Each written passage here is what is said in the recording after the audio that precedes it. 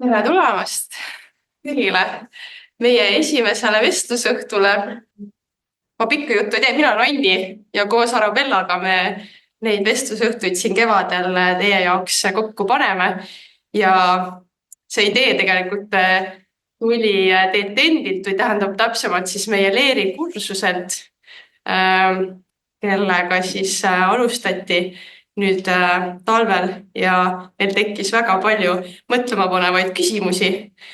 Ja siis sellest lähtuvalt me kohe mõtlesime, et me hakkame ju neile küsimustele vastama ja need vestlusõhtud ongi siis mõeldud selleks, et koos neid vastuseid otsida. Ja meil on abiks siis iga kord ka mõni tore külaline, seekord siis Roland, kes tutvustab ennast võib-olla ise lähemalt, et siis aga jah, ma vist rohkem ei tutvustagi, siis saame kuulda ja hästi vabas vormis vestelda siin. Aga ma annan sulle sõna siis. Kõigepealt formaalselt otsast alustades, siis läheb asi nii välja, et ma küll ei tea, kuidas see juhtunud on, aga ma kuidagi olen sattunud olema usuteaduskonna juht praegu. Nii et 4. aasta nüüd läheb, aga ma just siin üks päev üleval kontoris rääkisin, et ma siiamaani ei saa sellest aru, kuidas see võimalik on. Mina hakkasin siin õppima aastal 1999 bakatudengina esimesel kursusel ja ei ole enam minema saanud. Aga kuidagi jah, on nii läinud, et ütleme siis nii, et algsest huvist kasvas välja 3 kõrgharidusastet õpinguid ja sealt edasi läks juba täiesti loomulikult. Ma väga fännan seda, mida ma teen ja tegelen tegelikult just nende samade küsimustega, mida ma siin näen, et te olete esitanud. Nii et ma loodan, et kui mitte muud, siis on selline infotainment täna. Ja teile siis loomulikult, et kui ma valetan või jätan midagi rääkimata, siis tulistage kohe, eks ju. Aga et täpselt nii, nagu Anni ütles, Anni muidugi on ka meie laps ju, loomulikult. Et teeme hästi mitteformaalselt. Et mul on küll need küsimused siin ees, aga ma jumala eest ei tahaks hakata jälle järjekordselt loengut pidama. Nii et ma väga loodan, et kasutate seda momenti ära ja tulistate küsimusi otse. Saame siis käigu pealt arutada, et mis värk on. Aga nii palju ma sissejuhatuseks ikkagi teen, et kui te tahvli peale vaatate, siis kas see pilt on teile tuttav? Maatiliin loogika või? No päris nii hull ei ole, et mata peale ei lähe täna. Aga selle asja nimi, kui te teaduskirjanduses ringi vaatate või ka veebiavarustes, on Pascali kihlved. Et siin üks küsimus oli, et kas Jumal on olemas.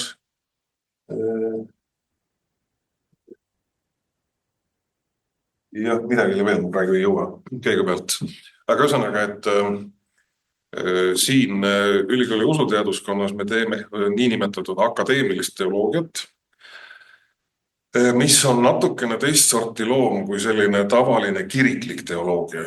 Ühesõnaga, tegelikult on vahe, et kui ka mina lähen näiteks õppeaasta algul käin jutlustamas Jaani kirikus, meil on see külalise jutluste tava, siis ma pean tükk aega mõtlema, et mida on okei rääkida kantslist ja mida on okei rääkida siit avalik-õigusliku ülikooli kõnepuldist, eks ju.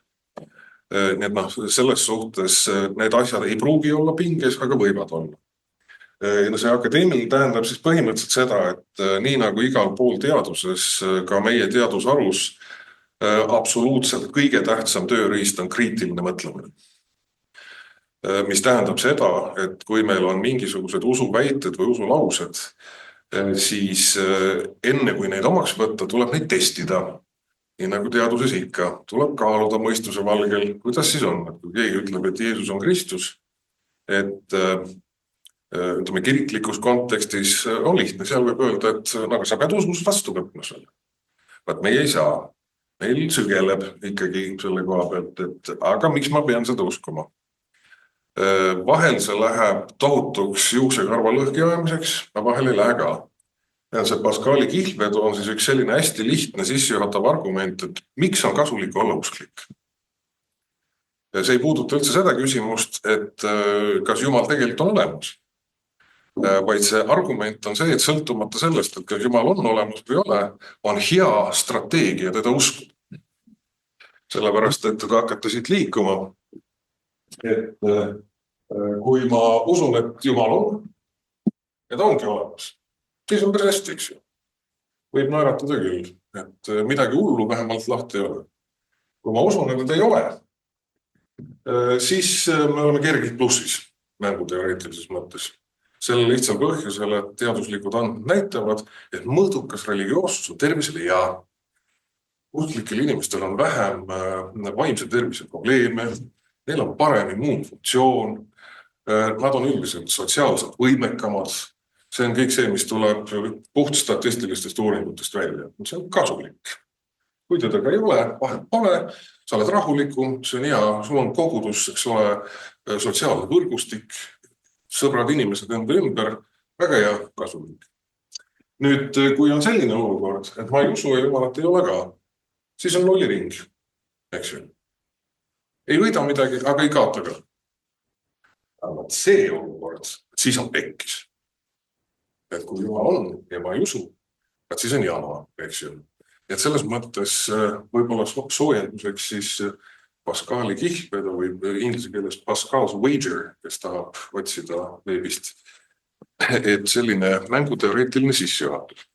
Aga nüüd ma kuulaks hea meelega, mida teie tahate teada. See on alati nagu tudengitega seminaris, et kes murdub vaikuse surma esimesel.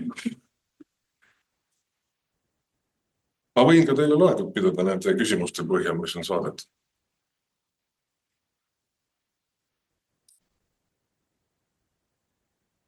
No näe, ma juba siin ühe küsimuse vastasin ära, et kuidas usk toetab vaimset tervist. Vaat niimoodi toetabki, et muidugi eeldus on see, et sinu Jumala pilt on selline hea Jumal, mitte niisugune kuri ja karistab. Seda ka muidu uuringud tulemused näitavad, et kelle Jumala pilt on niisugune karistab ja kättemaksuimuline, siis nende kohta see ei kehti, et neil on parem tervis. Et siin on, ütleme nii, et väga tõenäoliselt need on üldpsühholoogilised põhjused. Et tõepoolest, eks ole, kui inimene tunneb Jumala poolt toetust, eks ole, armastust, tal on head inimlikud suhted, olgu siis koguduses või peres, eks ju, siis muidugi see aitab kaasa, ilmselgelt. Täpselt samamoodi nagu positiivne mõtlemine. Ja negatiivne mõtlemine annab notseebo-efekti, eks ju. Et kui sa ikka arvad, et kõik läheb pekki, siis tõenäoliselt lähebki. Mina võin alustada, keegi teine ei julge. See on üldse natuke naljakas olukord, kus olla praegu minu jaoks. Sest et see on ikkagi hästi teistmoodi roll. Ja seda ma käin leeris praegu, on ju. Ja see on ka hästi naljakas olukord, et just kui me räägime ju nendest asjadest, mida ma tean, on ju, kui kogu aeg tahaks nagu olla mingi tegelikult on ju. Aga et see tegelikult on üldse see koht. Ja et see on nagu isiklikult selle sees olla on ikka tõesti teine asi ja hästi huvitav asi. Aga minu küsimus oleks võib-olla see, et mina olen jutlustanud ühe korra. Olen teinud oma debüüdi, oli hästi hirmus. Roland on jutlustanud, meil on lihtsalt selline komme.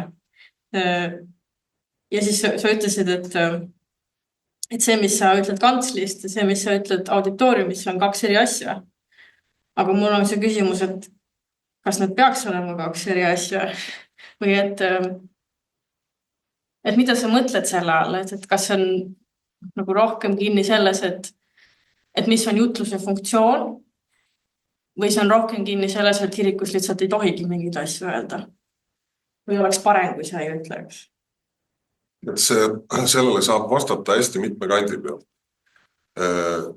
Mina olen resoluutselt selle vastu, et kirikus, näiteks piiskopid võiksid panna preestri suu kinni mingites teemades.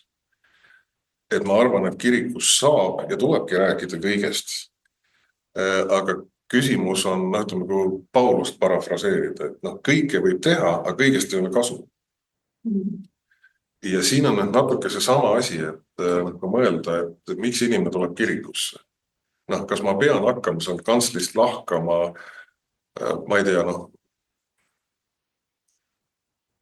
ütleme jah, praegu on meil kiriku sees, kuum debatt või mis kuum ta on, aga et ikkagi need samad LGBT paari suhted, küsimus, kas neid võiks või peaks kirikus õnnistama.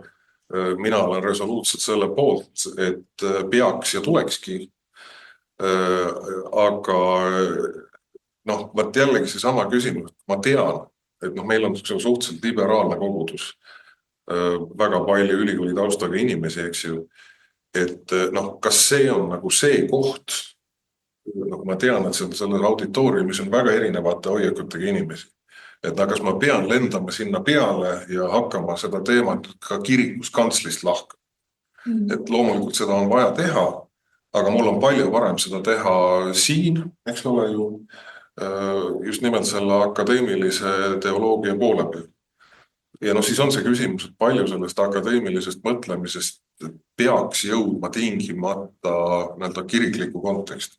Kindlasti mitte kõik, väga suur osa teoloogiast, nagu sa ise väga hästi tead, on niivõrd teoreetiline, et sellest ei ole hingehoidlikus mõttes mitte midagi kasu. Et kui me vaatame näiteks Urmas Nõmmikut, sisuliselt Heebrea vanas luules loeb värsi algu ja selle järgi analüüsib, ütleme inimesele, kes tuleb kirikusse mingitele hingemuredele vastuseid otsima, sellega ei ole seal lihtsalt mitte midagi teha.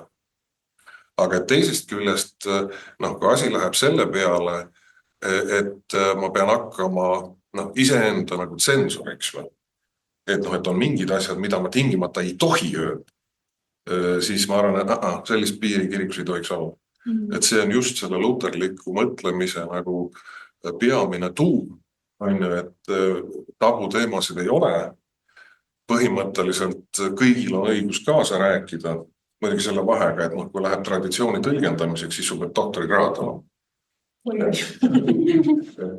Üldiselt see jääb mind õudselt naerma, kui ma vaatan, et kuidas vahel konservatiivsemates kirikutes mõni tegelane leiab, et mis teiega teate, kirikul on õigus traditsiooni tõlgendada. Luteri seisukoht oli väga lihtne, nii nagu ka vanas katoliikluses, kui sa tahad traditsiooni iseseisvalt tõlgendada, siis sul peab olema täielik teoloogiline stuudium. Ühesõnaga, seda väga ignoreeritakse, aga jällegi, et see küsimus on selles, et kõik on lubatav, aga kõigest ei ole lihtsalt kasu. Et mina olen enda jaoks nii lahendanud. Ja ma pean ütlema, et täpselt samamoodi nagu Rahelil, minul võttis see ka väga kaua aega, et võttes küll tõsiselt kristlikku õpetust, mul oli väga sügav tõrge selles suhtes, et minna leeri ja ametlikult selle kirikuga liituda. Just see sama asi, et ma ei ole kaugeltki mitte kõigega nõus, mis Tallinnast konsistooriumist tuleb, aga mingi hetk ma sain aru, et ausam nii enda kui tudengite suhtes on ikkagi ausalt öelda välja, et jah, ma olen usklik inimene, ma jagan luterliku teoloogia põhijooni, aga mitte nii, nagu seda esitab konsistoorium, vaid nii, nagu seda esitab Luter ise. Et ma muide väga soovitan Luterit eesti keeles ise lugeda, et Urmas Petti, meie kadunud kolleeg, on teda hulga tõlkinud. Näiteks see sama abielu küsimus, see on lihtsalt niivõrd vahva tekst, et hakkad vaatama, et alguses ütleb, et mitmed teie hulgast on minu poole pöördunud küsimustega, mis on siis kõlvas ja mis ei ole. Ma tahaks teile tegelikult öelda, jumala eest, jätke mind rahule nende küsimuste. See ei ole kiriku asi. See on riigiseaduse küsimus, kes kellega mida tohib teha oma magamistoas. See ei ole kiriku probleem. Aga okei, et kui te nüüd nii väga tahate, ma mingeid suuniseid võin ju anda. Aga ta tõesti selgelt distantseerib, ma ei taha sellega tegeleda. On palju huvitavaid küsimusi, millega üks teoloog võiks maadelda. Aga see ei ole see, mida me kuuleme, kirikute juhtkondadest. Et jääme piiblikuks. Kõik on, kõike võib teha, aga kõigest pole kasu. Väga ilus. Korraks tuli see karistava jumala termin juba mängu, aga mis siis sellises olukorras, kuidas seda põhjendada, et kui üks inimene teeb teisele inimesele näiteks kurja, ja siis õigustab seda religiooniga, see vist oli ka üks lapse küsimus. Et siis et kuidas seda nagu Jumal lubab? No ütleme nii, et see kurjuse probleem nii või teisipidi on üks kõige keerulisemaid teoloogilisi küsimusi üldse. Ja ilmselt ka väga valus. Ja kui me vaatame kas või seda, mis Ukrainas toimub, no päriselt, kuidas sa saad selle taustal uskuda armastavasse Jumalasse? See on loomulikult teema, millega tõenäoliselt iga teoloog põeb selle teema mingisuguses faasis väga põhjalikult läbi. Et see on ka oluline, et akadeemilise teoloogia puhul ma ei tunne ühtegi teoloogi, kellel ei oleks olnud usukahtlusi. Nii et see käib asja juurde, et kui sa nagu kriitilise meelega püüad asju enda jaoks lahti mõtestada, siis tuleb neid momente, kus hakatakse kahtlema.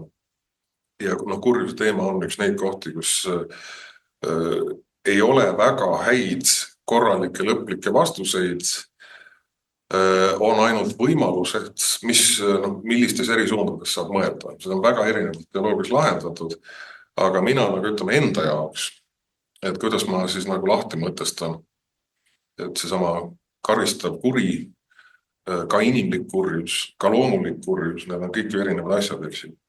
Et mida sellest mõelda. Ja kirjutan ühe fraasi siia tahvli peale.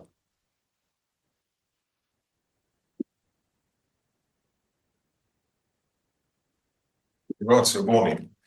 Ehk et see on niisugune mõtteliin, mille puhul sisuliselt öeldakse seda, et kurjus ei ole omaette substants.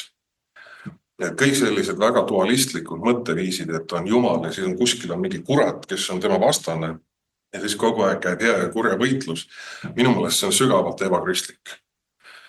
Kristlik mõte on ikkagi see, mida esitab Jeesus oma tingimusteta armastuse õpetuses, mis tähendab seda, et tõepoolest maailm nii nagu seda tunneme kogu oma värvirikkuses on ikkagi hea Jumala looming.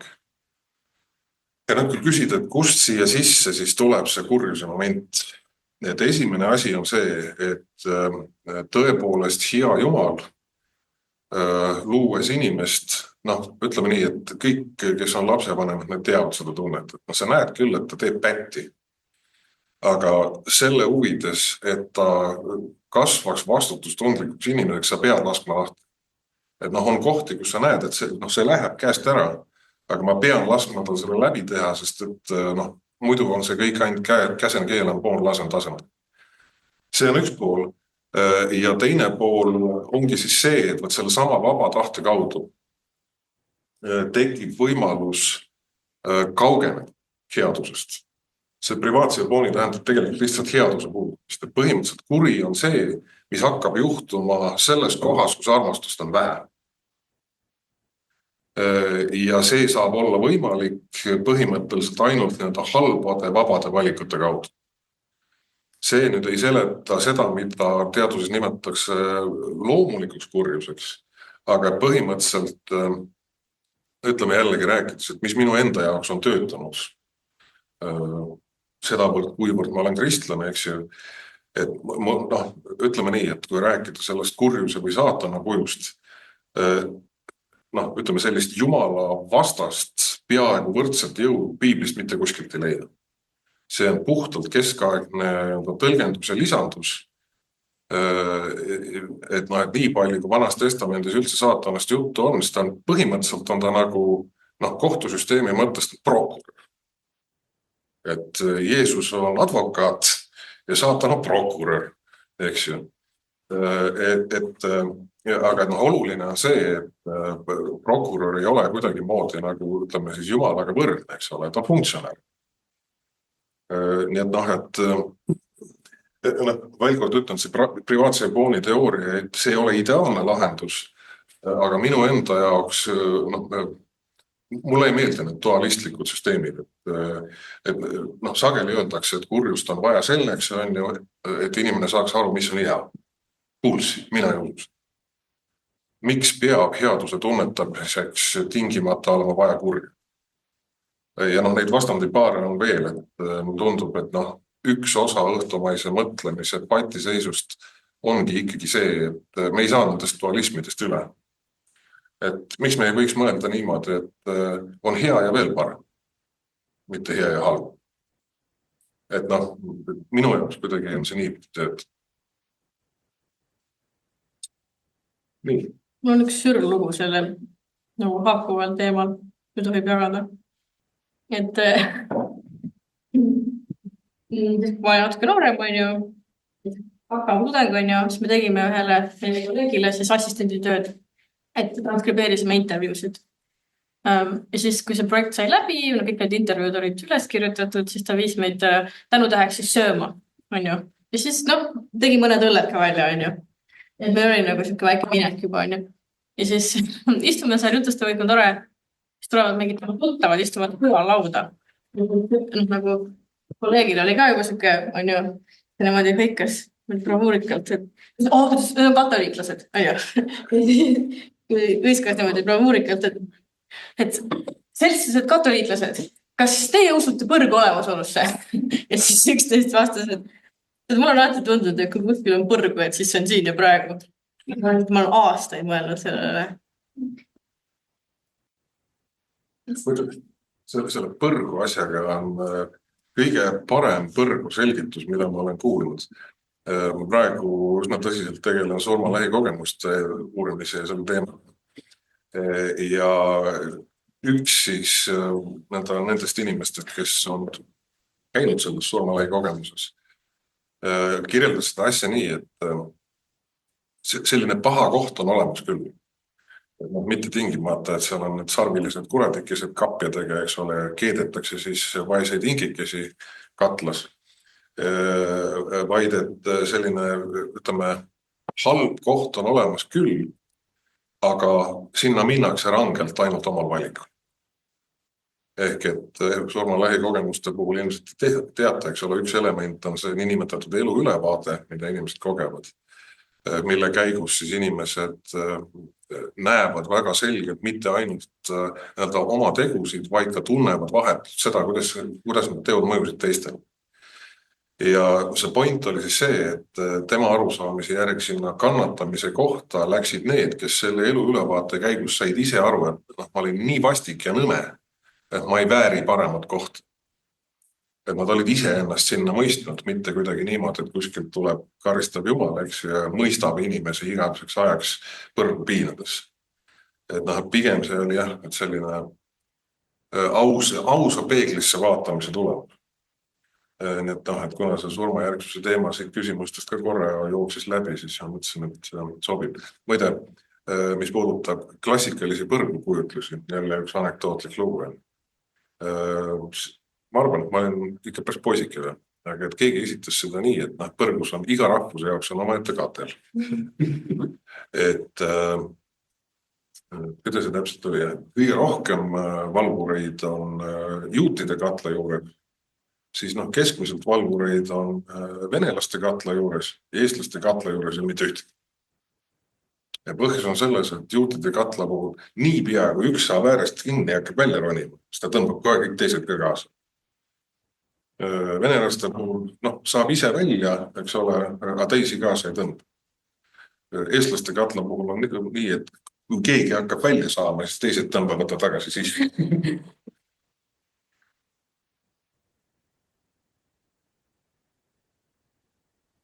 Ma olen põrgu kohta sellist mõtet ka kuulnud, et see on Jumala puudumine või et sinna lähevadki need inimesed, kes ongi, et mis see Jumal, ma ei taha temaga tegemist teha ja siis see ongi see koht, et meile kristlastele see on ilmselt kõige halvem koht, kus Jumalat ei ole, aga tegelikult, et mis selle mõttega peale hakata või kas on olemas see koht, kus Jumalat ei ole või see kuidagi See on õudselt hea küsimus tegelikult ja eriti vaata, see tuleb ju siis käiku, et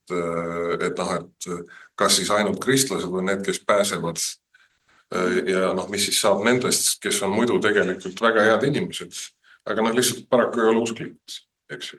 Äkki meil on Jumal. No täpselt. Ja siis on jälle see, eks ole.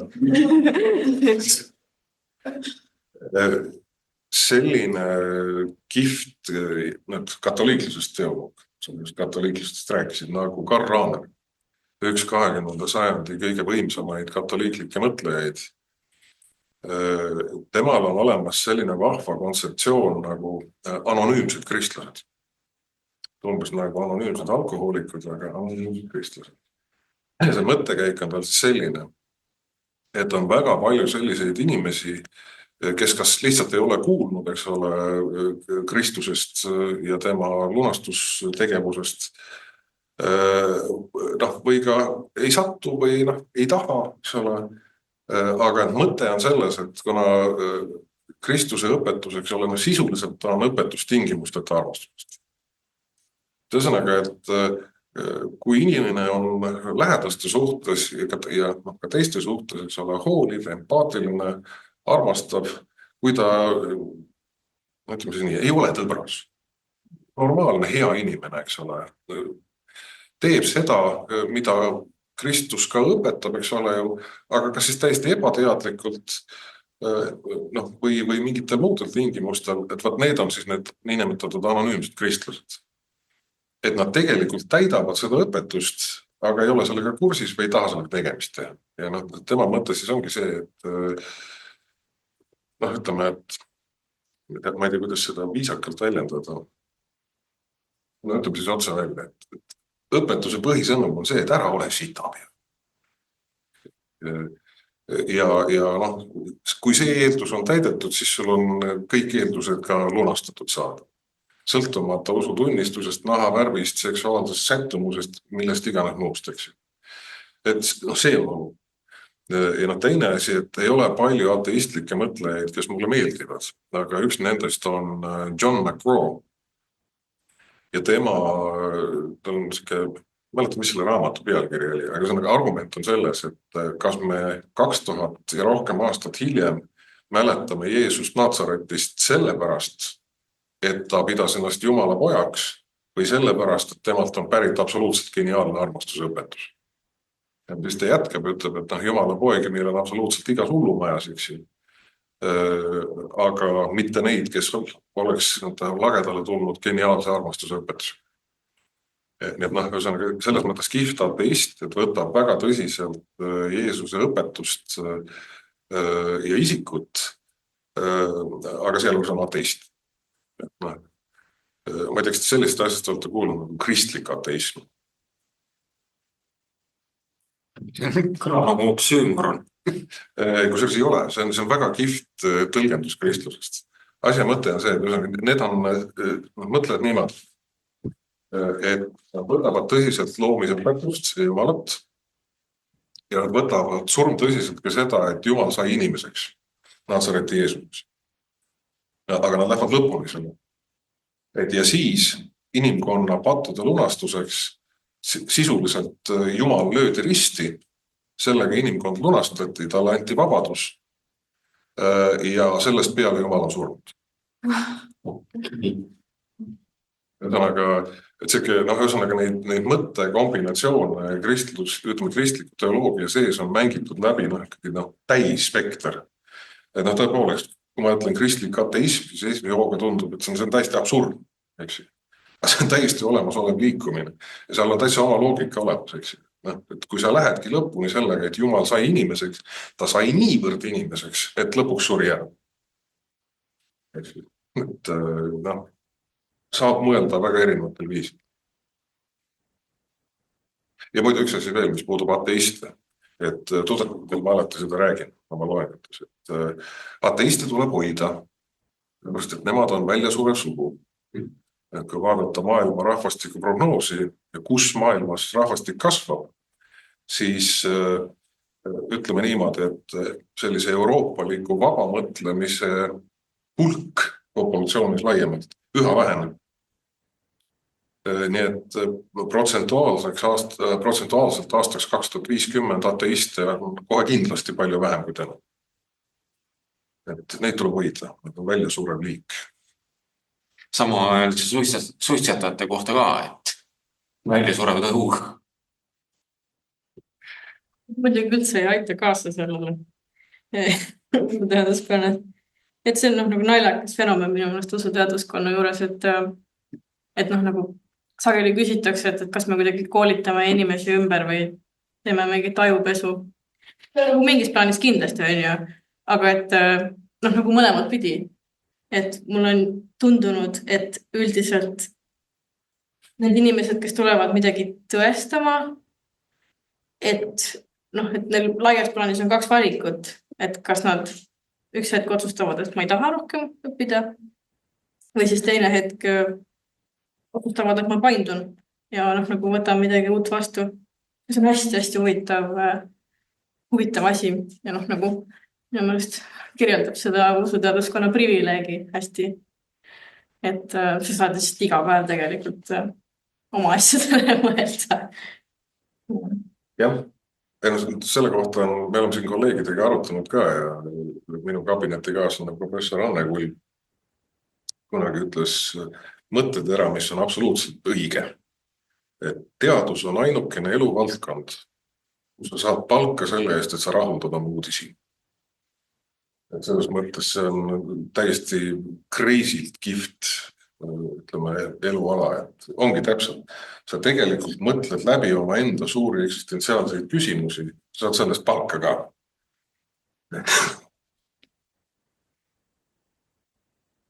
Kõige ma võtan vahepeal siit ühe küsimuse. Mulle tundub, et äkki on asi, millega ma olen ise kusserdanud, et kuidas kristlus haagiks päriselt minu eluga ning oleks vastuseks minu suurtele küsimustele. Jällegi ma pean alustama loo rääkimisest. Et kui ma tulin siia õppima, siis tegelikult mul oli elus niisugune periood, et mina ristida lasin ennast 15-aastaselt, siis kui oli parajasti käimas laulev revolutsioon.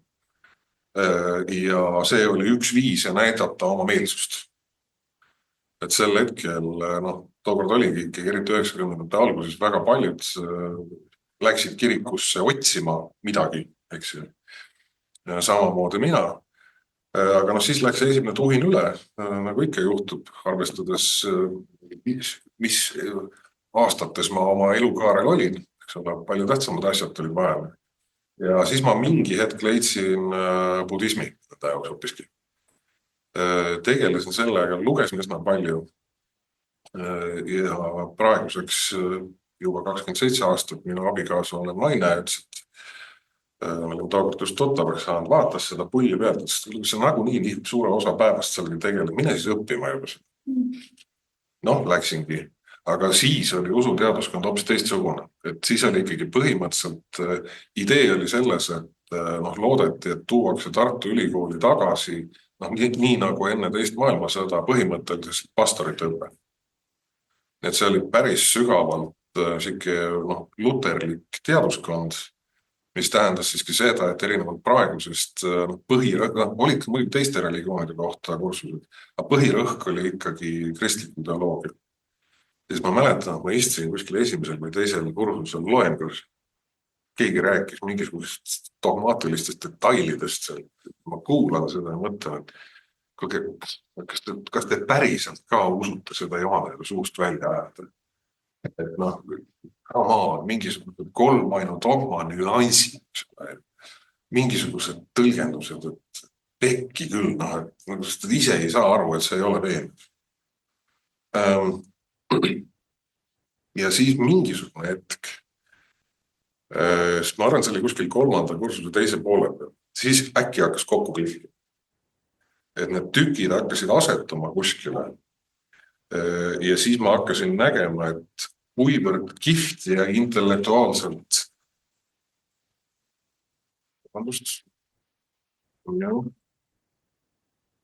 nüüd on telefon muidugi jälle lolliks läinud.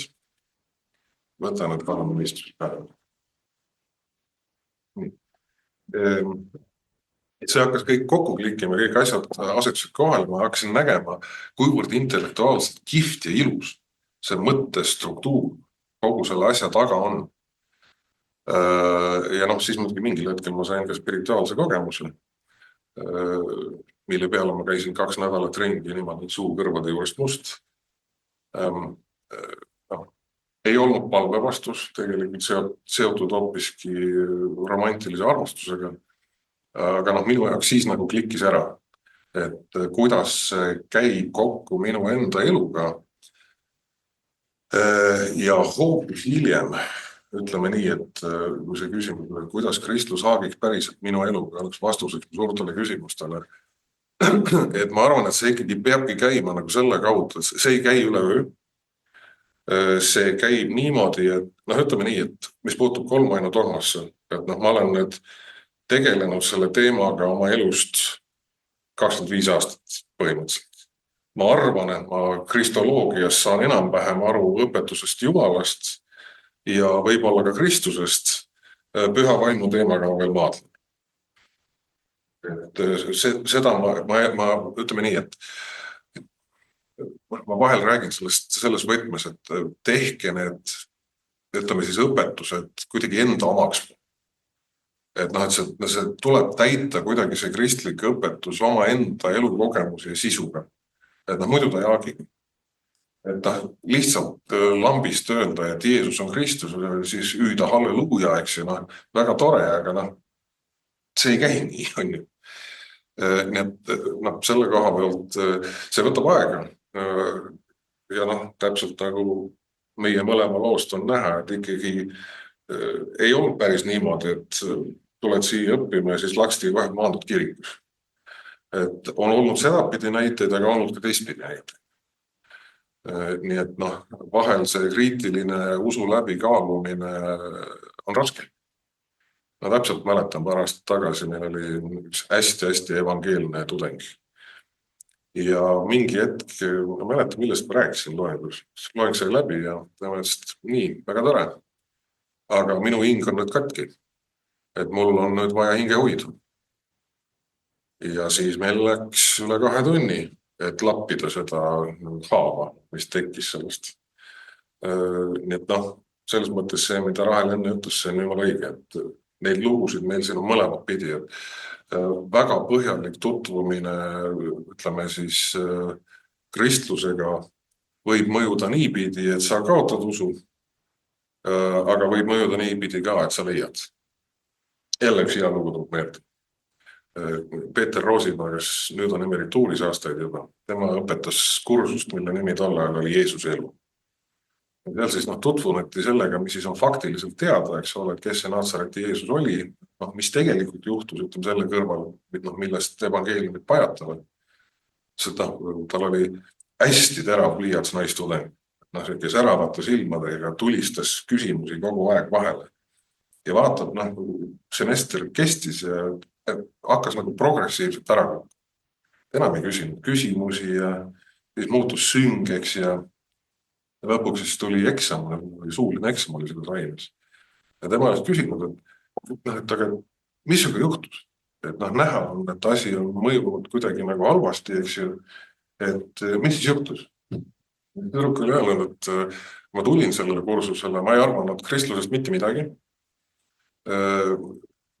Võtsin seda umbes nagu vana juudi muinasjuttu, eks ju.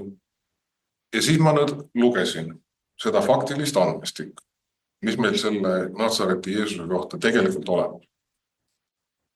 Ma sain aru, et me teame temast faktiliselt palju rohkem kui näiteks vanadest Kreeka filosoofidest, keda koolis õpitakse. Ja ühel hetkel mulle lajatas ära, et mis siis, kui see ei olegi muinasjutt? Eks ole, mis ma siis oma elu pean tegema, siis peab muutuma hakkama. Ja see on loomulikult raske, eks ju, et kui sa pead hakkama ümber hindama oma varasemaid arvamusi asjade kohta. Nii et selles mõttes just nimelt haridus võib töötada niipidi ja võib töötada naapidi. Või näiteks omast kogemusest rääkida, minul mingil perioodil on kohutavalt õudne lendamishirm. Oi, ma ei tahtnud, ma pidin juba sinna lennujaama minema, vastik alla, põlved tudisesid alla.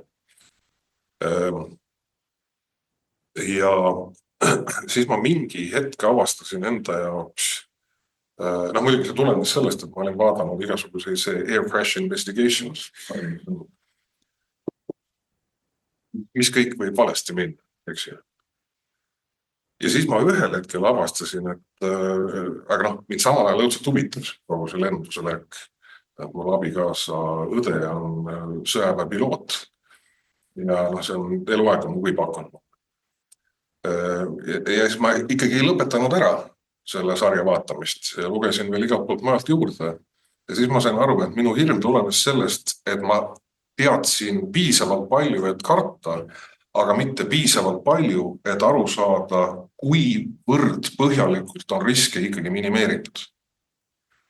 Need ma ei saa öelda, et ma nüüd hirmus rahulikult praeguses elus lennuki peale lähen, aga mul ei ole ka probleemi.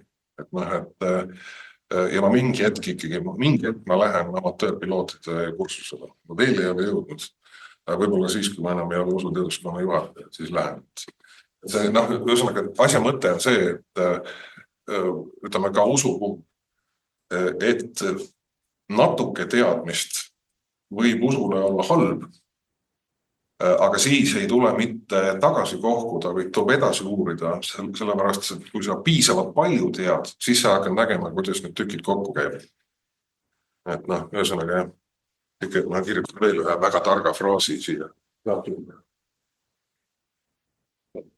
Kanterbury peapiiskop Jan Selmus, siis fraas selle kohta, et milline peaks olema selline tasakaalukas usk, see peaks olema fides pärts intellectum, ehk siis niisugust sorti usk, mis otsib mõistuspäeva.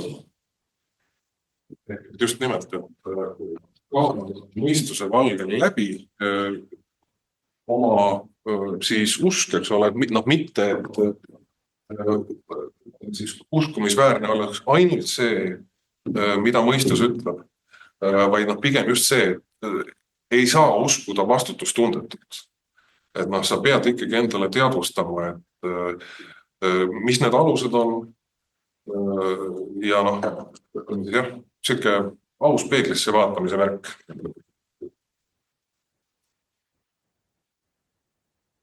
Mulle tundub, et jälle ma pean loengut teise üldse räägi. On siuke natuke veider küsimus. Ma töötan kohtusüsteemis ja seal tekib paratamatult see ebakõla, et minu töö justkui on mõista kohut teiste üle, aga teisest küljest on see tunne, et kes olen mina, et mõista kohut teiste üle, et see usu ja oma igapäevaelu kuidagi vastuolu, et sellest kuidagi mis ma hakkan peale sellega, et need kaks justkui ei käi kokku, aga nad peavad käima kokku. Aga kus sa tunned seda, ütleme siis, vastukäivust?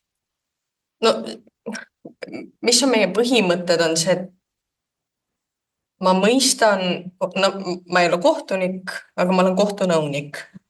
Ja ühest küljest ma justkui ei tee seda lõplikku otsust, aga ma mõjutan seda otsust. Ja ma kujundan seda omal moel. See,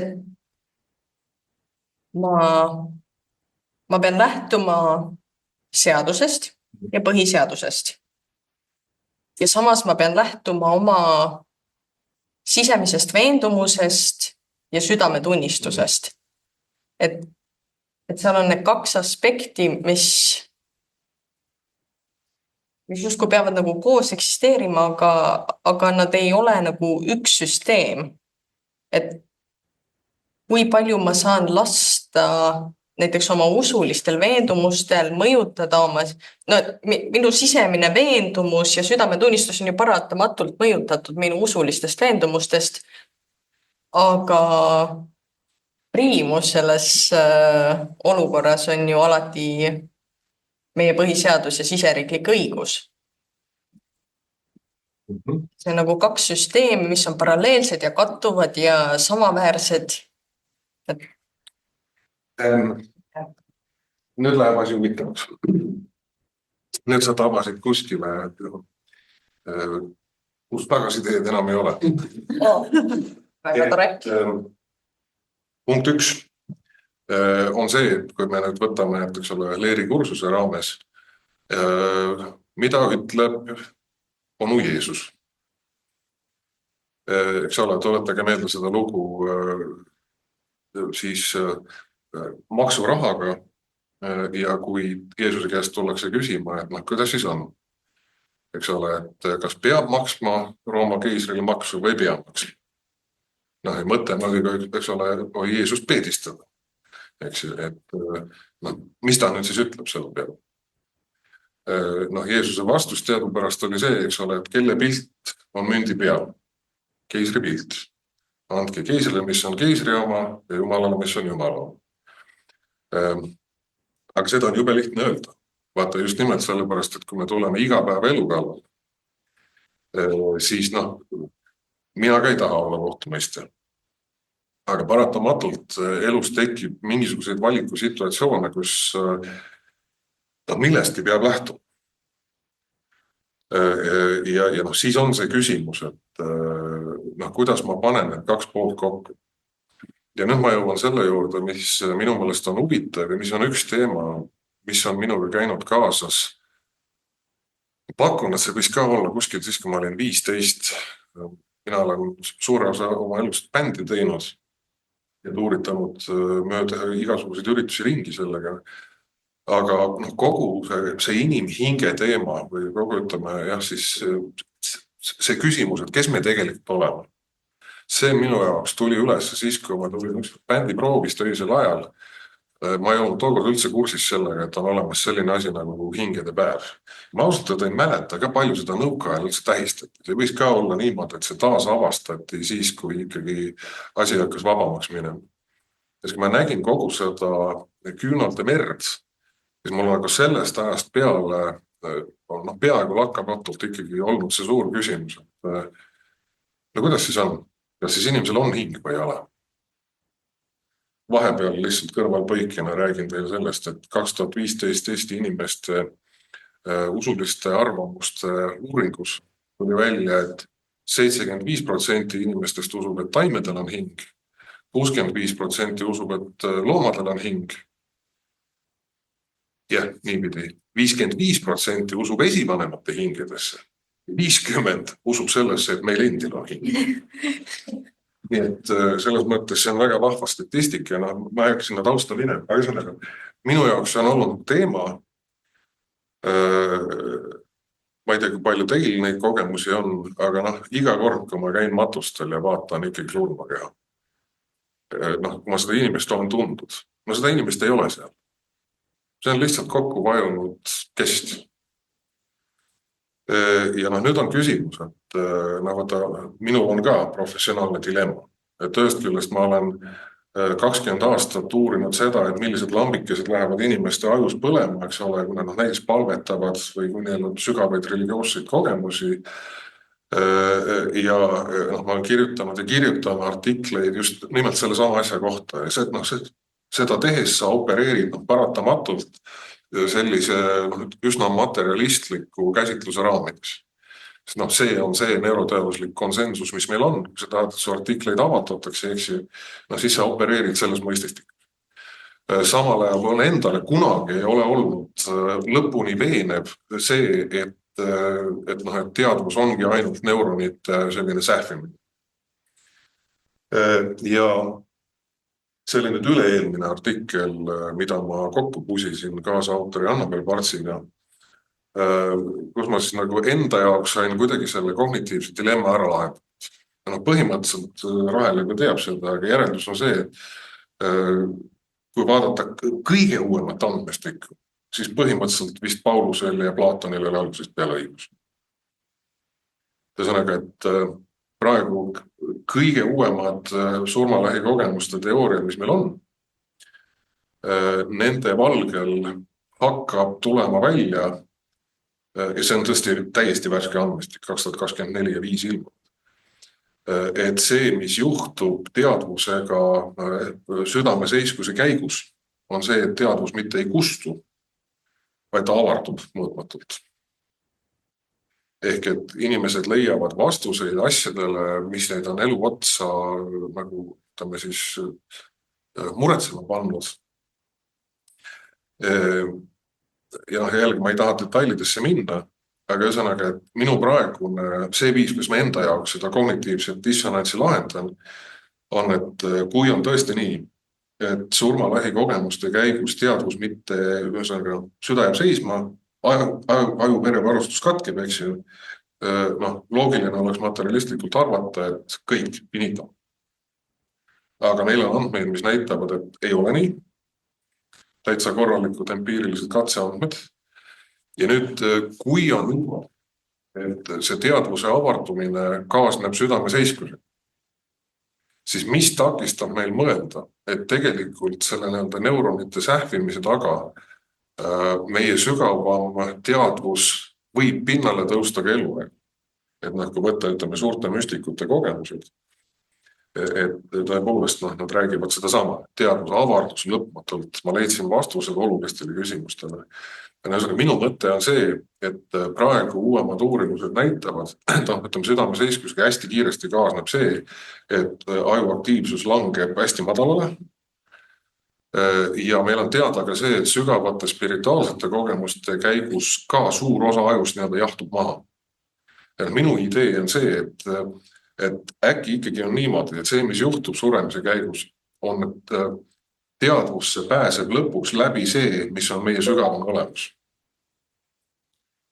Ehk et see, mis meid hingestab, see jumalik miski, ütleme, ma eelistan seda eesti keeles hingeks nimetada, et see on tegelikult meis kogu aeg olemas, aga ta ei pääse läbi, sellepärast, et igapäevaelu muretsemised ja asjad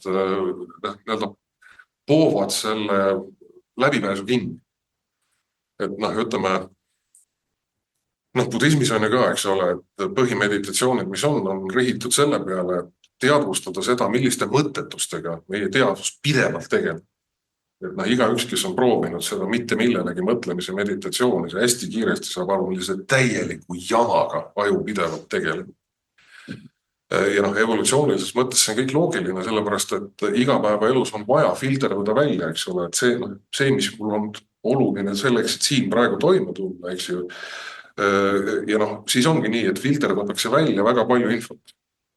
Et nagu vahel on öeldud, et millegi ratsionaalne mõistmine eeldab informatsiooni süstemaatilist hävitamist. Et näiteks, kui ma püüan kärarikkas kohvikus raamatut lugeda, eks ju, mis ma teen? Sisuliselt ma aju filterdab välja kõik, mis ei ole oluline selleks, et seda raamatut jälgida. Et ühesõnaga selline mõtleja nagu Serene Jones, kes on üsna aktiivne tegelane seksuaalteoloogias, mis on ka üks osa kristlikust teoloogiast, on see hästi andekalt selle sõnastanud niimoodi, et eesti keeles väljendades, et ütleme siis inimese situatsioon maailmas on see, et me oleme ühest küljest sügavalt maised loomakesed. The earthly animals, nagu temal see on. Aga samal ajal oleme ka taevased armastajad või heavenly lovers. Ja tegelikult ma arvan, et enamik inimesi on seda sellist lahkujooksu tundnud. Et ütleme, kui ma mõtlen oma elukogemuse peale, et me kõik selline mõiste on nagu nimetu igatsus. Et sa nagu toimetad elus, saavutad midagi, teed rahuldust pakkuvat tööd, aga midagi on kogu aeg puud. Või siis ütleme ka näiteks armunud olemise puhul, et jällegi see on minu üks lemmikanaloogiaid, et mingisugune kognitiivne dissonants on alati selle vahel, et mida hing tahab ja mida ihu tahab. Ütleme, nagu sina tõid välja, eks ole, selle professionaalse tegevuse puhul ja teisest küljest, et mis oleks õige minu seesmise kompassi või usu seisukohalt, et see mingi selline pinge on nagu kogu aeg olemas. Ja tegelikult see toob mind tagasi jälle Platoni ja Pauluse juurde. Et nad mõlemad tegelikult rõhutavad seda inimese kaksikolemust. Et keegi ei eita, et me oleme need maised loomakesed. Ütleme siis kas või evolutsioonilises mõttes, et meie emotsionaalne repertuaar on üsna sarnane krokodilli omaga, eks ju. ja ütleme, võitleva põgene reaktsioonid täpselt samamoodi. Seda ei saa eitada, see on lihtsalt nii. Aga see ei ole kõik, eks ju. Ja noh, mina küll päris tihti tunnen, et on mingisugune selline pinge minu hinge ja noh, ütleme siis selle sama maise loomakese vahel. Nii et noh, ja ma ei tea, kas see on nii-öelda selle maailma elus päriselt lahendatav, aga et noh, ütleme, minul on abi olnud sellest, et ma mõtlengi, et vaatan hommikul peeglisse, eks ole, õpitud tarkus ütleb mul, see olen mina. Aga see pilt, mis mulle sealt vastu vaatab, no vabandust, see ei ole mina. Ta peaks olema umbes 30 aastat noorem. Abe ei tohiks hall olla, õht ei tohiks nii suur olla. Noh, okei, ma võtan selle peegelduse omaks, aga see ei ole see, kelle ma tunnen ennast. Ja ma mäletan, ma vanaema ütles suhteliselt kõrges vanuses seda, et noh, kui ei oleks kehalisi vaevusi ja kui ma peeglisse ei vaataks, siis ma oma sisimas olen ikkagi see sama, kes ma olin 15. Et ühesõnaga, minul on olnud sellest abi, et mõelda niipidi, et aga see on loomulik, sest ma olengi nagu mingis mõttes kaksikolend. Et ühest küljest olengi see savist loodud maine loomakene, aga teisest küljest see sama jumalik hing või see, mis mind tegelikult elustab, mis on kõige taga, eks ju. Et see, ütleme nii, et nad tulevad koos toime, aga teinekord nagu traginasse ka, eks. Nagu kodukass ja koer, eks ju. Mul on mõlemad väga hästi saavad läbi, aga vahepeal ikka läheb kätsiks ka. Et mulle õudselt see kujund meeldib. Me oleme korraga nii maised loomakesed, kõige taevased arvestada. Võt. Mul oli sellega üks mõte, üks küsimus, et kas otsus tehakse inimese üle või tema tegude üle? Et siukene mõttekäik tuli kuskil, et kui sa oma töös teed tema tegude üle, aitad seda otsust kujundada või tema kui inimese üle, et siis on niimoodi siin.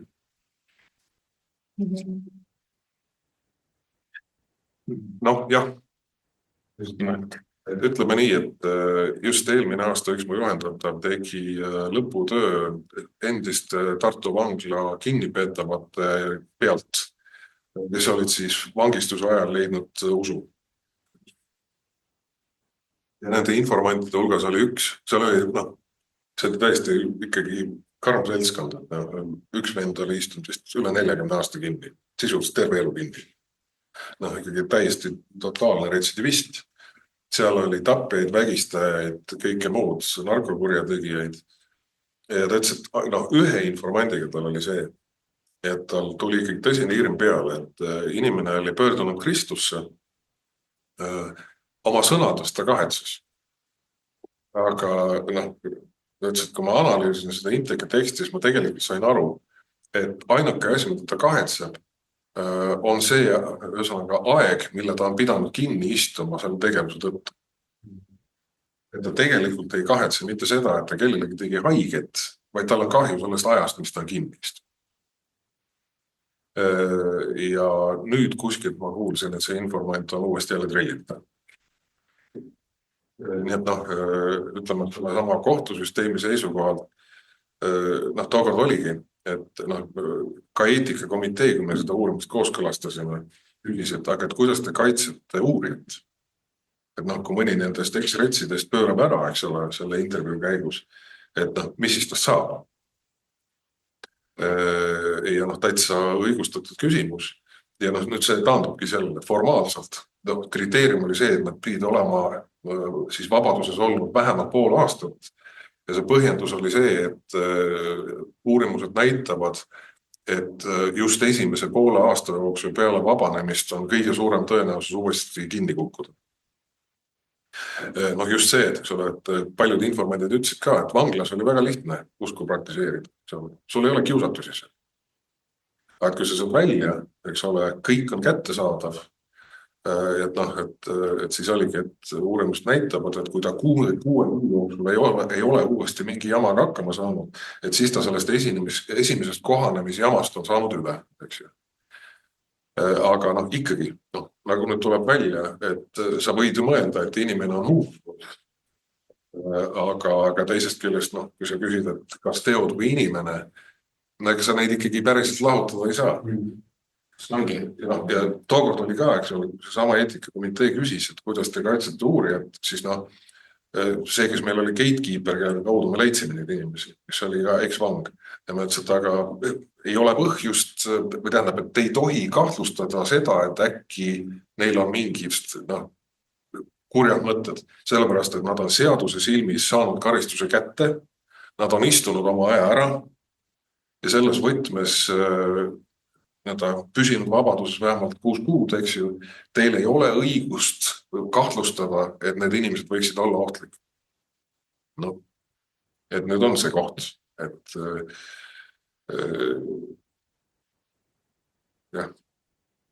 teod ja inimene ise, kas neid saab lahutada. Muidu mul tuli hea lugu meelde, mida vist oli Louis Boyman oma eetikaõpikus käsitles.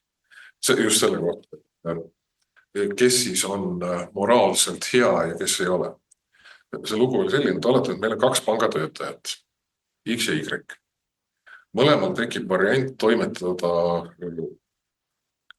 kõrvale näiteks 50 000 eurot, niimoodi, et on täiesti kindel, et vahele ei kuku. Ja noh, pank ka sellest tegelikult kahju ei saa, see on nende jaoks nii väike raha, eks ole, et pole oluline. Ja siis esimene ametnik kaalub seda, aga siin oleks võimalus. Aga siis saab endast üle ja ikkagi ei toimeta kõrval. Ja siis on teine pangaametnik, kellel see ei tule isegi mitte pähe.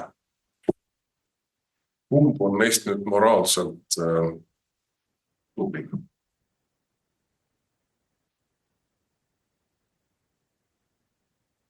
Noh, ühesõnaga selle mõtteharituse point tegelikult on see, et see sõltub nüüd sellest, milline eetikasüsteem võetakse aluseks.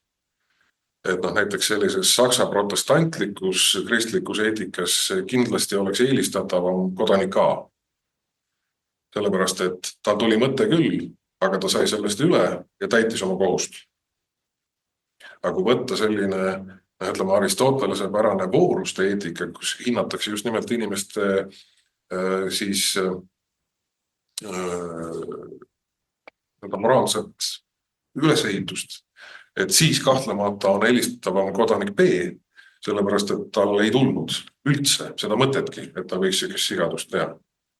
Ja nüüd see küsimus on, et ma tudengitega mängisin seda mõttemängu, et noh, mida nad arvaksid kodanik A-st ja kodanik B-st. Ja noh, üldine ikkagi seisukoht kippus olema, et noh, kodanik B oleks nagu natuke hullike. Et noh, väga hea inimene küll, väga vooruslik, aga noh, natuke hullike, eks ju. Et noh, kuidas elus niimoodi hakkama saab, kui sul isegi pähe ei tule, eks ju. Nii et noh, selle üle tasub mõelda, et mida siis õieti tähendab see, et ütleme siis ka kristlikus võtmes olla moraalne või olla kõlvas. Et noh, jällegi, nagu selle sama kristliku ateismiga, et seal on nagu väga erinevaid variante, kuidas saab mõelda. Ja mida see moraalsus või eetika üldse tähendab. Et jah, mulle ka tunduks, et see kodanik, kellel tuli mõte, aga ta sai sellest üle, ma arvan, et tal on natuke parem kognitiivne võimelikkus. Aga minu meelest see on üks hästi lihtne vastus ka, mis on see, et kristlikus süsteemis minu meelest on hästi selge, et hästi lohutav asi, et inimene ei saa olla täiuslik. Et isegi kui sa nagu väga tahaks, sa ei saaks mitte kunagi oma tööd teha, nii et sul on kõik täiuslikult tasakaalus. Et see lihtsalt ei kuulu nagu selle inimeste jao hulka. Ja see on miski pärast väga oluline, et see on niimoodi. Noh, see on Luteri põhitõdemus, eks ole. Et noh, tema olukord oli see, ta oli munk, eks ju. Peaks elama patutut elu munkana. Sorry, olen sunnitud möönma, ei saa hakkama. Ikkagi teen pattu, eks ju. Noh, aga Jumal on õiglane. Mina olen pattu teinud, järelikult ta peab mind hukka mõistma. ja noh, siis tulebki sealt see luterliku õigeksmõistva õpetuse kõige olulisem tuum, on ju. Et noh, mida tähendab see Jumala õigus? Et kas, noh, ütleme kohtusüsteemi võtmes rääkides, et nii, tüüp tegi kuriteo, nüüd ta on ära teeninud karistuse. Nii, nüüd peaks nagu talle karistuse välja mõistma ja täide viima, eks ju. Sest see on õiglane. Aga Jumal on ühtlasi ka armast. Ja noh, siis see, mida seostatakse niinimetatud Luteri torni elamusega, kus ta siis tabas ära, et kuidas seda dilemmat lahendada. Tegelikult see oli Kemmergu elamusega, ja küll. Luter oli aeg hädas kinni oleva kõhuga, mis ei väga palju õlut, et seda probleemi lahendada. Aga et kuna ta seal palju istus, siis ka see nägemus tabas teda seal. Ja selle sisu on siis see, et õiglus või tähendab see Jumala õigus võib olla ka selles mõttes passiivne, et Jumal küll näeb, et ma ei suuda patuta olla, et noh, ma ei ole kuskilt otsast ideaalne, eks ole, tegelikult on igast otsast kiibakese katkine, eks ju. Aga tal on õigus oma armastuse kaudu jätta see mulle süüks mõistmata. Ütleme kohtulikus võtmes, et jah, kõik saavad aru, inimene on saanud asjaga hakkama, on süüdi, aga noh, meil on ka olemas, eks ole, kohtusüsteemis selline mõiste nagu amnestia. Eks ju, et see ei tähenda, et ei fikseeritud ära, et noh, et ma ei ole täiuslik või et ma ei saanud hakkama ja failisin, eks ole. Aga mis siis? Jumal on ka armastab, lisaks sellele, et ta on õiglane ja ta võib mind ka õigeks mõista. Hoolimata sellest, et ma ei ole täiuslik. Et noh, minu meelest see on absoluutselt geniaalne lahendus. Et lahendada seda õigluse ja armastuse dilemmat. Mind pani mõtlema sinu küsimuse juures, et kas me mõistame hukka inimest või tema tegu, et näiteks olukord, kus ma istun autorooli ja ma otsustan, et ma ajan selle inimese alla või ma sõidan autoga ja ma ajan selle inimese alla ettevaatamatusest, et me karistusõiguses eristame olukordi, kus me paneme teo toime tahtlikult, me paneme teo toime ettevaatamatusest, et see on väga erinev nagu subjektiivse süülisuse määr, aga noh, lõpptulemus on ju täpselt üks ja see sama inimene jäi auto alla. Aga minu hoolimatus on või ettevaatamatus on vähem karistust vääriv kui minu tahtlik tegu. Et noh, ühest küljest ma ei näe sellega probleemi, sest see minu kui süüteo toime pannud inimese taust taga on väga erinev, kas ma mõtlen, ma ajan selle inimese auto alla või ma lihtsalt olin hoolimatu ja eksisin. Aga teisest küljest sul on see kannatanu, kes on täpselt samas olukorras sõltumata sellest, mis on selle rikkumise toime pannud isiku tahtlus. Et see on tasakaalupunkt, et järelm on sama, tahtlus on erinev ja üks inimene on meie ilmalikus süsteemis rohkem süüdi kui teine. Kas tohib ühe vahemärkus sellega? Võib-olla on relevantne, aga et ma tõlgin praegu Uut Testamenti ja mul on hästi nagu raske sellise sõnaga nagu patt või nagu selle sõnaga, mis eesti keelde tõlgitakse patuks. Et kui me ütleme patt, siis tavaliselt me mõtleme paha tegu, halb asi on ju. Aga et palju korrektsem variant tegelikult oleks see, et patt on libastumine, väärsamm, nagu mingisugune siuke nagu on ju. Ja see on tegelikult nagu hästi keeruline küsimus, hästi nagu nüansirohke küsimus Kristuses ka, et nagu mis asi see siis on, see valesti tegemine ja kuidas me sellest mõtleme. Minu meelest on hästi oluline, et kas see on paha tegu või see on libastumine või kogemata. Sest ma olengi natuke nagu jännis, et ma ei näe nagu probleemi selles, et kui sa oledki nagu ma tahan teisele inimesele teha või ma lihtsalt eksisin, panin pange ja keegi kannatas selle tagajärjel, et seal on nagu vahetegu. Need ei ole võrreldavad, aga jälle, kui sa vaatad seda sellest perspektiivist, et sul on inimene, kes kannatab selle tagajärjel ja see kannatus on nagu üks ja seesama, et kuidas ma saan neid nagu võrrelda ja kohelda erinevalt neid olukordi, kui järelm on sama. Et see ongi see nagu jälle lühise punkt. aga kas sind ei aita võib-olla see, et sellest natuke tuli enne juttu, aga et mulle hästi meeldib see, et kristluses on nagu domeenid, eks ole, et räägitakse kogu aeg nagu mingitest kahest erinevast asjast, et on nagu ilmalik võim, ilmalik riik ja siis on Jumala riik, on ju, ja need on erinevad. Et selles mõttes, et see, et sinu töö on mõista siin maailmas inimeste üle kohut, mingi ei ole sinu loodud, mille üle sul on nagu piiratud võim öelda, et me võiksime teistmoodi teha. Ei tähenda ju seda, et sa mõistad inimeste üle kohut nagu kõige üldisemas jumalikus mõttes. Disclaimerina olgu öeldud, et ma õnneks ei tegele kriminaalõigusega. See ei ole minu spetsialiteet, aga need küsimused paratamatult tekivad. Nojah, tegelikult on üks nüanss veel, mis ma mõtlesin, et mis on ka seotud nende küsimustega, mis te olete saatnud siin. Et mis saab siis, kui kuritegu pannakse toime Jumala nimel? Võt seesama autoga inimeste hulka sõitmine, eks ole, päris tihti terroristid on seda õigustanud religioossel viisil. Et need tüübid ongi seda väärt. Et see on Jumalale meelepärane tegu. Ja sama ka kristlus, eks ole, et kui me võtame ristisõdade näited, võtame kolonialismi perioodi, mis ütleme nii, et kristluse minevik on kohati päris verine. Et mis järelikult me sellest teeme, sest seal on see sama küsimus. Siin pole mitte lihtsalt tahtlik, vaid see on tahtlik ja seda õigustatakse religioosselt.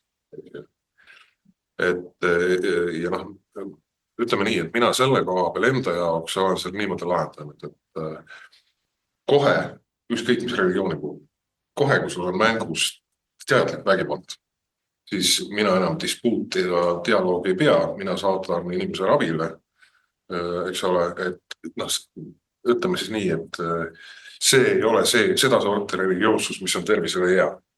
See on patoloogia ja seda tulebki niimoodi käsitleda.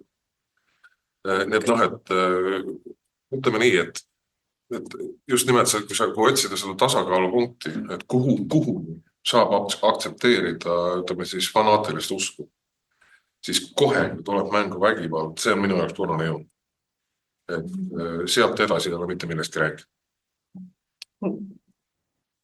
Juristina tekib kohe see küsimus, et kas see oleks peaaegu nagu kvalifitseeriv asjaolu, et näiteks me eristame seda, tapmine versus mõrv, et kui ma tapan kellegi piinaval või julmal viisil, siis on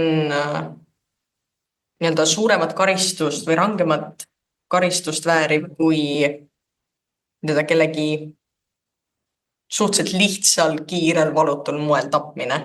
Et kas, kui mina lisan sinna juurde selle jumaliku elemendi, ütlen, et ma tapan kellegi sellepärast, et Jumalaks on see õige tegu, aga tegelikult ei ole, mina ise lisan selle sinna juurde, et see on Jumala tahe, et ma sõidan rekkaga rahva sekka, aga vähemalt minu jaoks isiklikult ma arvan, et Jumala tahe ei ole kuidagi sellega seotud, et rekkaga rahva sekka sõita, et kas see on veel enam karistust vääriv minu kui selle teo toimepanejas. Minu arvates see on raskendav asjaolu. Nii, et juriidilises mõistes tekib. Et see on väga naljakas, ma ei teeks teda kuulnud, aga mina olen nõukaajast pärit.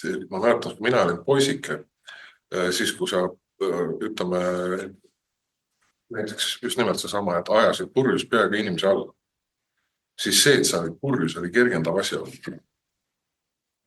Ta ei või vastutanud oma tegude eest, ta oli purjus. Et tänapäeva seisukohalt seda on tõesti kummaline mõelda, et kuidas saab niipidi mõelda, et purjus olemine on kergendav asjaolu. Või ütleme, füüsiliste vigastuste tekitamine, täpselt samamoodi. aga ta oli ju purjus. Ta ei vastutanud oma tegude. Eks ju, ütleme, saab mõelda mitut pidi, aga mina kvalifitseeriks niipidi, et esiteks ta saab sigadusega hakkama, teiseks ta teeb seda teadlikult ja kolmandaks ta õigustab seda Jumala tahteks. Ja kui selle Jumala tahte teema juures mõelda ikkagi selle peale, et mida ütleb Jeesus, mina ei ole tulnud kohut neist. Eks ju. Et mina ka ei taha. Ei kristlase inimesena, aga teisest küljest jällegi, kui me nüüd võtame niipidi, et kui Jeesus ütleb, et armasta oma vaenlast,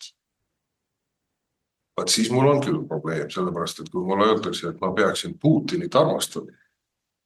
Läheb raskeks, jah? Läheb Raskeks. Päris ausalt, ja kas ma pean nüüd sellest tegema järelduse, et mida iganes ma ise arvan, et aga ma tegelikult ikkagi ei ole hea kristlane. Aga ma arvan, et see ei ole nii. Et ikkagi just nimelt siin on see sama Jeesuse õpetus, et kes iganes sa oled, mis iganes sa oled, ja jällegi inimliku õigluse seisukohalt see on natuke ebaõiglane. Aga et Jumal armastab sind sõltumata sellest, kui hästi sa saad oma asjadega hakkama. Et sa oled armastatud just täpselt sellise nagu sa oled. Ja siin ongi need käärid, eks ju, jälle see maised loomakesed, taevased armast. Seda vastulik on, jah. Ühest küljest me ütleme, et Justus Stars poni etappi, et õigus on õigluse ja headuse kunst, et ma ühest küljest tunnen, et mul on mingisugune konkreetne vaidlus, õiglane lahendus on see, tõenäoliselt mängib ka näiteks, kes on tugevam või nõrgem pool, aga et õiglane oleks asi lahendada nii, aga siis sa vaatad seda siis hüpoteetiliselt mingi olukord, kus õiglane oleks selline lahendus, aga ma vaatan seda ilmalikku korda, meie kehtivat õiguskorda, et kui ma läheksin teist teed, siis ma võib-olla paiskan kogu mingisuguse õiguse valdkonna totaalsesse kaosesse ja tekitan palju rohkem probleeme. Et see kaalumise punkt, et kas ma toetan seda ilmalikku süsteemi, mis meil on, või ma toetan seda lahendust, mis ma tunnen, et on õiglane, sest siin on see nõrgem pool, kes väärib kaitset, aga tema jääb kaitseta sellepärast, et me oleme maised loomakesed ja meil on see süsteem, mis võib-olla ei ole väga õiglane, aga ta toimib ja me katsume seda kuidagi stabiilsena hoida. Ikkagi siin on see, mida Rahel enne ka tõi välja, et see ikkagi see kahe maailma värk, et kui Jeesus ütleb, eks ole, et minu kuningriik ei ole siit maailmast, eks ole, ja andke keisrile, mis kuulub keisrile, eks ju. Et see on nagu mõtlemise koht, jah, et ütleme, kui võtta see Jumala riigi mõiste siin käiku, et siin optimistlikumad 20. sajandi alguse teoloogid arvasid, mis siin on? Teised üles, hakkame Jumala riiki ehitada. Teeme õiglasema ühiskonna, eks ole ju, katsume inimsuhted teha paremaks, mis see on, teeme ära, eks ju. Paraku tuli siis teine maailmasõda peale, eks ju. Pärast mida saksa teoloogias on tegelikult siiamaani on segadused. Et kuidas siis niimoodi sai juhtuda. Ja osad teoloogid läksid selle natsismi hullusega kaasa. Ütleme nii, et saksa teoloogias siiani lakutakse neid haavu. Aga jah, et ütleme Jumala riiki puutuvalt, ilmselt me peame ikkagi sinnani ära ootama. Et see lõplik tegelik õiglus pääseks võimule. Sest jällegi kõrvaline teema võib olla, aga teoloogidest Reinhold Niebuhril Ameerika maalt on selline doktriin nagu ebatäiusliku õigluse doktriin. Ja selle mõte on siis see, et iga kord, kui püütakse olukorda teha õiglasemaks, siis selle käigus paratamatult tekib uut ebaõiglust. Ja ehe näide on see, et jällegi Eesti ajaloost 1990. alguseks kui hakati nõukaajal võõrandatud varasid tagastama. seda ma mäletan veel ise, eks ole, kuidas, millised jamasid sellega tekkis, aga mõte on selles, et kellelgi oli talu, eks ole, ju enne teist maailmasõda, siis ta tehti kulakuks, eks ole, nõuka suunati Siberisse, tema talus hakkasid teised inimesed elama. Nüüd ühel hetkel, eks ole, siis tekkis küsimus, kes on omanik, on ju. Ja fakt on see, et need, kes olid läbi selle nõuka aja, seda talu võib-olla arendanud, ehitanud, eks ju, sinna oma hinge pannud. Ja nüüd järsku see antakse ära kellegi teisele, sina istu oma paari euro otsas, eks ole, mis sulle antakse selle kogu asja, ei ole õiglane. Aga mis on siis õiglane, mine nüüd võtta kinni. Niibuur ise lahendas seda nii, et ütleski, see patun mõiste käis enne läbi, et muu hulgas, tema väide oli see, et kristlikest doktriinidest patuvama on ainukesena empiiriliselt tõestatav. Et see tõesti on nii, et sa püüad bona fide midagi paremaks teha. On selge, et selle käigus sa mingi käki keerad juurde, eks. Ja ei paista olevat nagu ka head lahendust. Võtame see sama, eks ole, mis praegu Ameerikas toimub.